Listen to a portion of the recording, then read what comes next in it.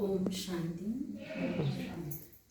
जैसे जनवरी मास प्यारे ब्रह्मा बाबा की याद दिलाता है, वैसे ही जून मास हम सबकी मीठी मम्मा उसकी याद दिलाता है। यज्ञ में मम्मा बहुत छोटी आयु में आई, लेकिन ऐसे ही कम उम्र में उन्होंने बाबा की एक एक शिक्षा को अपने जीवन में धारण कर अल्पायु में बाप समान अपनी अवस्था बनाई। वो कैसे? क्योंकि मम्मा का एक गुण बहुत बड़ा था, वो था आज्ञाकारी।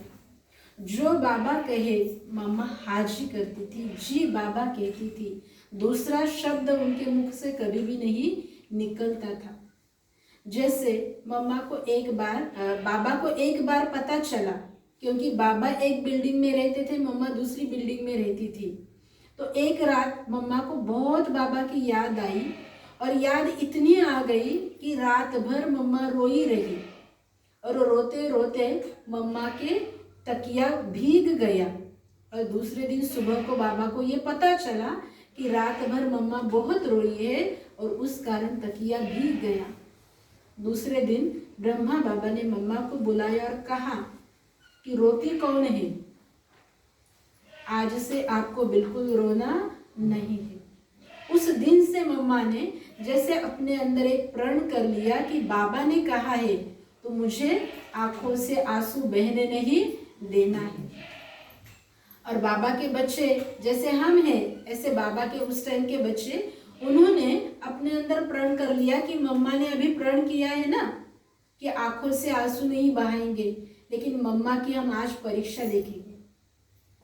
तो मम्मा ऐसे ही सामने संदली पर बैठी थी, ज्ञान सुनाया, और ज्ञान सुनाने के बाद बाबा की याद में बैठी थी।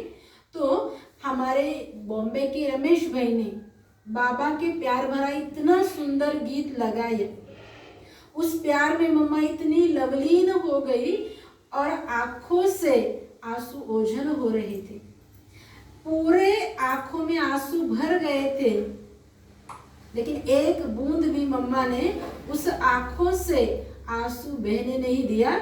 अंदर ही अंदर वो आंसू समा लिए।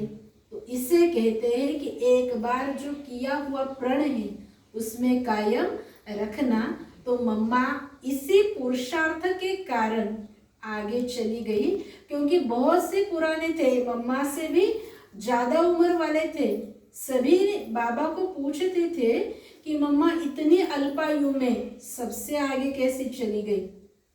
तो बाबा ने कहा मम्मा के पास यह जो आज्ञाकारी गुण था, उस गुण के कारण ही मम्मा सबसे तीखी चली गई।